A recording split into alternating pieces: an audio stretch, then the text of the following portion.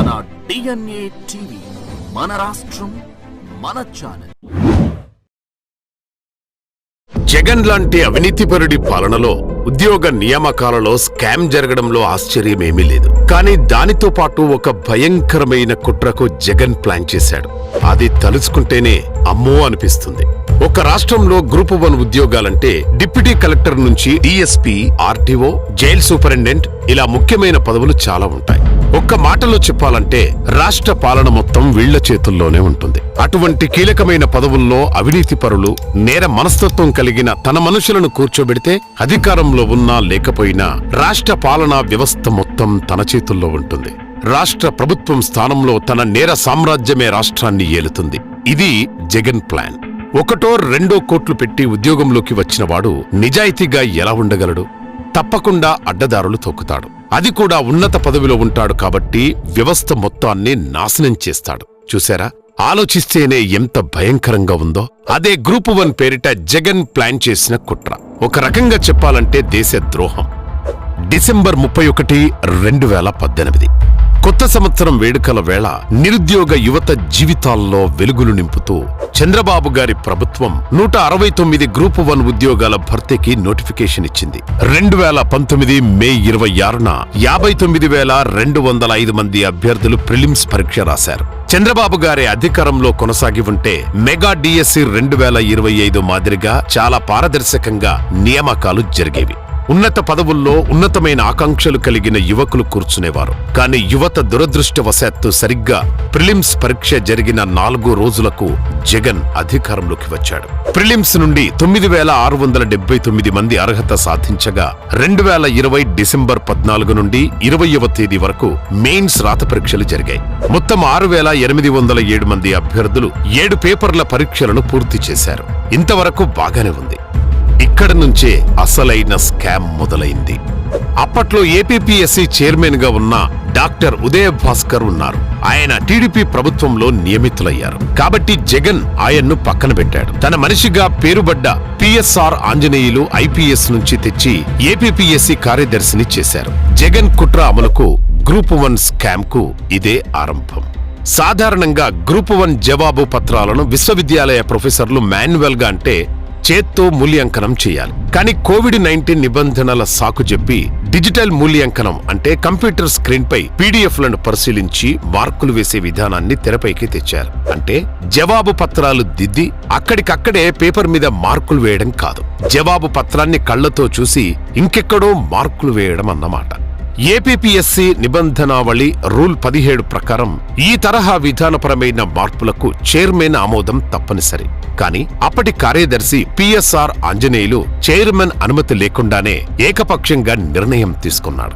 పైగా బహిరంగ టెండర్లు నిర్వహించకుండా స్టోన్ మీడియా, ట్రూ గ్రేడర్ అనే ప్రైవేట్ సంస్థకు నామినేషన్ ప్రాతిపదికన పనులు కట్టబెట్టారు. ఈ కంపెనీ మేనేజింగ్ డైరెక్టర్ PSR ఆంజనేయులకు స్నేహితుడు మరియు కాలేజ్ మేట్.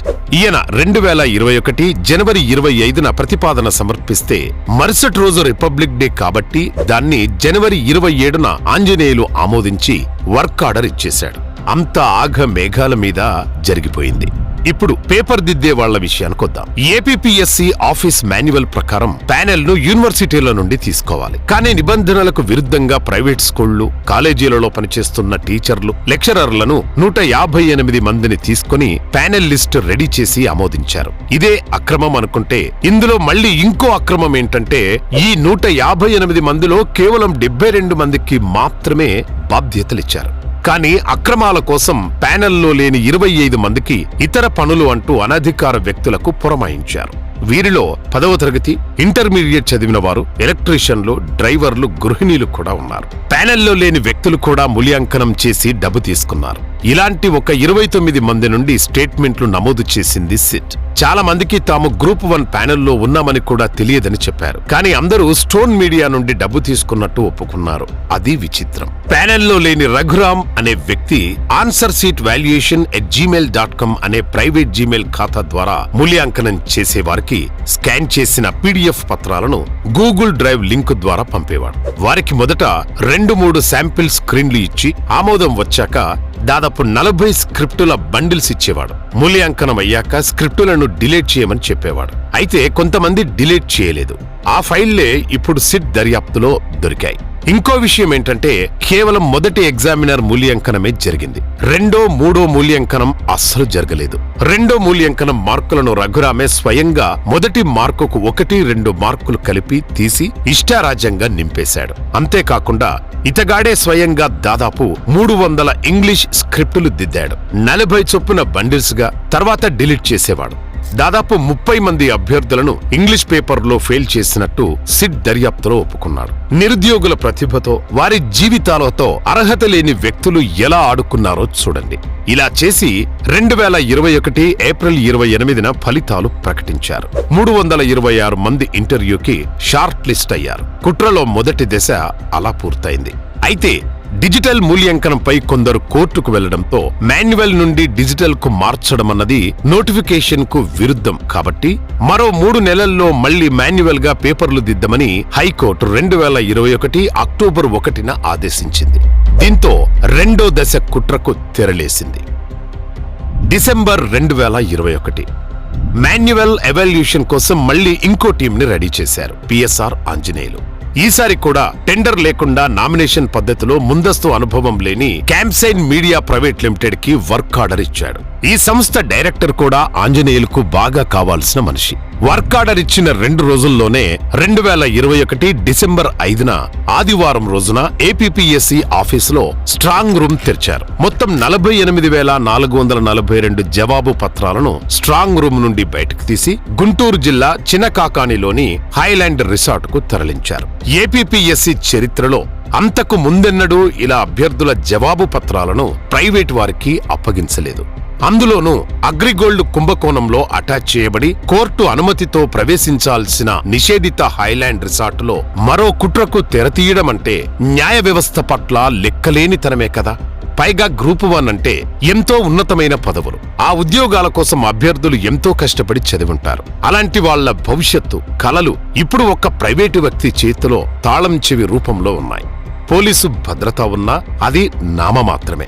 జవాబు పత్రాల కస్టడీ, నిర్వహణ, మూల్యాంకనంతో వాళ్లకు సంబంధం లేదు. ఇలా పేపర్ దిద్దడానికి ఏపీపీఎస్సీ 452 మంది నిపుణుల జాబితా సిద్ధం చేసింది. కానీ ఆ జాబితాలోని ప్రొఫెసర్లను సిట్ విచారించినప్పుడు తమకు ఏ సమాచారం రాలేదని, తాము ఎలాంటి మూల్యాంకనం చెయ్యలేదని 52 మందికి పైగా ప్రొఫెసర్లు ధృవీకరించారు. ఏపీపీఎస్సీ ఇచ్చిన లిస్టును జగన్ మనిషి పిఎస్ఆర్ ఆంజనేయులు పట్టించుకోకుండా పక్కన పడేశాడు అనడానికి ఇదే నిదర్శనం. మరి పేపర్లు దిద్దిందెవరు? ఎవరో తెలిస్తే మీరు నోరెళ్లబెడతారు. సెక్యూరిటీ గార్డులు, ప్రైవేట్ టీచర్లు, ఎలక్ట్రీషియన్లు, డేటా ఎంట్రీ ఆపరేటర్లతో కూడిన 66 మంది టీంని క్యాంప్సైన్ సంస్థ పట్టుకొచ్చింది. ఏపీపీఎస్సీ సెక్రటరీ ఆంజనేయులు ఆదేశాల మేరకు 5 మంది ఏపీపీఎస్సీ అధికారులు హైలాండ్ రిసార్ట్ వెళ్లి డేటా ఎంట్రీ ఆపరేటర్లకు ఓఎంఆర్ షీట్ ఎలా నింపాలో, ఎక్కడ సంతకాలు చేయాలో నేర్పించి వచ్చారు. ఇంతకుముందు డిజిటల్ ఎవాల్యూషన్ లో వచ్చిన మార్కుల జాబితాను రఘురాం అనే వ్యక్తి తయారు చేసిన విషయం తెలిసిందే. ఇప్పుడు అదే రఘురాం ముందటి డిజిటల్ మూల్యాంకనం మార్కుల ఆధారంగా ఎక్సెల్ లిస్టు తయారు చేసి ప్రింటౌట్లు ఏపీపీఎస్సీ అధికారులకిచ్చాడు. వారి సూచన మేరకు 66 మంది డేటా ఎంట్రీ ఆపరేటర్లు జవాబు పత్రాలు తెరవకుండానే ఆ మార్కులను కొత్త ఓఎంఆర్ షీట్లో బబుల్ చేసి ఎగ్జామినర్ 1, ఎగ్జామినర్ 2, స్క్రూటినైజర్, క్యాంప్ ఆఫీసర్ కాలంలలో సంతకాలు పెట్టేశారు. సిట్ నివేదిక దీన్ని స్పష్టంగా ఫోర్జరీ మరియు నకిలీలు అని పేర్కొంది. ఇలా మార్కులు వేసి సంతకాలు పెట్టిన వాళ్లలో డ్రైవర్లు కూడా ఉన్నారు. అంటే ఒక గ్రూప్ 1 అభ్యర్థి తలరాతను ఒక డ్రైవర్ రాశాడన్నమాట. ఇంకా అక్కడ ఎన్ని అక్రమాలు జరిగాయో చూడండి. ఏపీపీఎస్సీ నియామకాల ప్రకారం ఓఎంఆర్ స్లిప్లలో వైట్నర్ వాడకూడదు. కానీ 169 స్లిప్లలో వైట్నర్ ను వాడి మార్కులు తుడిచేశారు. ఈ పనుల కోసం క్యాంప్సైన్ మీడియాకు మొత్తం 1,14,32,312 రూపాయలను చెల్లించారు. ఇందులో 20,06,000 ప్రత్యేకంగా జప్తులో ఉన్న రిసార్టు వాడకం కోసం హైదరాబాదులో ఉన్న బ్యాంకు ఖాతా ద్వారా 5 వాయిదాల్లో 2021 డిసెంబర్, 2022 ఫిబ్రవరిల మధ్య చెల్లించారు. 2022 ఫిబ్రవరి 19 స్కామ్ 3వ దశ. డీజీపీగా పనిచేస్తున్న జగన్ సొంత మనిషిగా వివాదాస్పద అధికారిగా పేరుపడ్డ గౌతమ్ సవాంగ్ ను ఏపీపీఎస్సీ చైర్మన్ పదవిలో కూర్చోబెట్టాడు జగన్. గ్రూప్ 1 స్కామ్ కుట్ర మొత్తం జగన్ అమలు చేసిందే అనడానికి ఇదే నిదర్శనం. గౌతమ్ సవాంగ్ బాధ్యతలు స్వీకరించిన వెంటనే ఏపీపీఎస్సీ సభ్యులతో సమావేశం నిర్వహించి గతంలో జరిగిన డిజిటల్ మూల్యాంకనం, హైలాండ్ మాన్యువల్ మూల్యాంకనం రెండింటినీ సమీక్షించాడు. జగన్ ఆదేశాల ప్రకారం ఇంకెవరికైనా అడ్డదారిలో పోస్టులు ఇవ్వడానికి ఏదైనా ప్లాన్ ఉండి ఉండవచ్చు. అందుకే హైలాండ్ లో జరిగిన మూల్యాంకనం ప్రతిపాదికగా ఫలితాలు ఖరారు చేయడానికి గౌతమ్ సవాంగ్ అంగీకరించలేదు. దాంతో ముచ్చటగా మూడోసారి మూల్యాంకనం మాన్యువల్ గా చేపట్టాలని నిర్ణయించాడు. ఇక్కడ ఒక అనుమానాస్పద పరిణామం చోటు చేసుకుంది. చైర్మన్ సవాంగ్ హైలాండ్ మూల్యాంకనాన్ని తిరస్కరించిన తర్వాత ఈ మూల్యాంకనాన్ని నిర్వహించిన అప్పటి సెక్రటరీ పిఎస్ఆర్ ఆంజనేయులు హైలాండ్ కు సంబంధించిన ఫైళ్లు, గోప్యమైన నోట్ ఫైళ్లు, డిజిటల్ రికార్డులన్నింటినీ స్వయంగా తన ఆధీనంలోకి తీసుకున్నారు. ఈ వ్యవహారంలో ప్రధాన పాత్రధారి అయిన వ్యక్తే రికార్డులను తన వద్దకు తీసుకున్నాడు అంటే అవకతవకలు జరిగాయని రుజువైనట్టే కదా. ఇక ఈ మూడో మూల్యాంకనం చేపట్టడానికి సంబంధించిన ఏపీపీఎస్సీ దగ్గర ఎలాంటి అధికారిక రికార్డ్, తీర్మానం, ఫైల్ నోటింగ్ లేదా పరిపాలనా ఉత్తర్వు లభించలేదు. కారణాలు వివరించే ఏ ఒక్క డాక్యుమెంట్ కూడా నమోదు కాలేదు. దానికి తోడు హైలాండ్ లోనే అసలైన ఓఎంఆర్ షీట్లను ఉపయోగించడంతో విజయవాడ మూల్యాంకనం కోసం కొత్తవి అవసరమయ్యాయి. దీంతో 2022 మార్చి 9న డేటాటెక్ మెథడాక్స్ ప్రైవేట్ లిమిటెడ్ సంస్థకు ప్రింటింగ్ ఆర్డర్ ఇచ్చారు.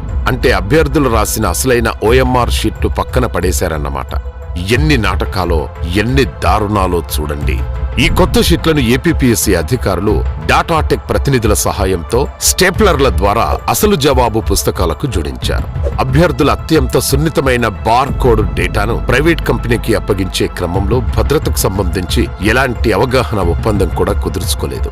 ఈ మూడో మూల్యాంకనాన్ని విజయవాడలో 3 వేరువేరు క్యాంపులలో నిర్వహించారు. మార్చి 25, 2022న మూల్యాంకనం ప్రారంభమైంది.